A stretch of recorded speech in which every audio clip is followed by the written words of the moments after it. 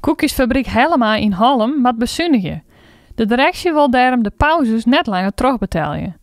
Het plan voelt net goed bij het personeel en de vakbonden. Het probleem is in januari begonnen bij Helma. Toen heeft de ondernemingsraad een instemming gekregen, zeg maar, instemmingsverzoek vanuit de directie. Om de arbeidstijden aan te passen, wat gevolgen heeft voor de arbeidstijden, maar ook een deel voor het personeel voor de doorbetaling van de pauzes. Waardoor mensen zeg maar minder uren op jaarbasis krijgen, waardoor ze dus minder hersteltijd hebben. En dat is eigenlijk het grootste probleem. De mensen hebben nu 25,49 uren zeg maar, wat ze opbouwen door zelf zeg maar, te werken. En die 25,49 dagen zeg maar, die worden dan opgenomen in vaste blokken, vaste wekenblok zeg maar. En dat gebruiken de medewerkers echt om te herstellen van hun werkzaamheden. Omdat veel medewerkers toch de werkzaamheden best wel zwaar vinden binnen de fabriek. De maatregel treft goed 250 personeelsleden en zorgt dan man voor onrust bij een van de grootste werkgevers van Noord-Friesland.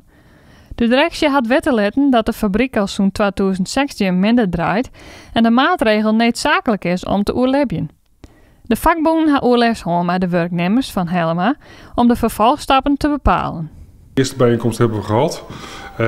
Het was even goed om de mensen weer te spreken. Ja, voor de vervolg denk ik dat het is goed om te kijken wat wilden de mensen, zeg maar. We wachten nog even de andere mensen, natuurlijk ook de andere medewerkers. En aan de hand daarvan kijken we gewoon hoe verder. Het hangt er ook vanaf wat Helma nu doet. Vooralsnog zeg maar, is alles even van tafel. De instemming die er lag, zeg maar, die is niet verleend door de ondernemingsraad. Dat is hun stuk. En daar waar het gaat over de arbeidsvoorwaarden, zeg maar, ja, dan zal er toch echt een regeling getroffen moeten worden met de vakbonden. Wat de medewerkers ook graag willen. En Helma zal dan gewoon een alternatieve instemming moeten aanvragen via het kantongerecht. Willen ze dit gaan doen. Maar dan vinden wij als vakbonden nog steeds dat er een stuk arbeidsvoorwaardelijk in zit. Wat toch echt met ons afgesproken moet worden. Wij als vakbonden zijn ook altijd bereid om wel de dialoog aan te gaan en het gesprek aan te gaan. En dat hebben we ook altijd wel aangegeven. En al onze correspondentie is de laatste afsluiting ook altijd geweest. We zijn altijd bereid om te kijken om naar een compromis te zoeken wat voor beide partijen goed werkt. En dat blijft gewoon voor ons nog steeds staan.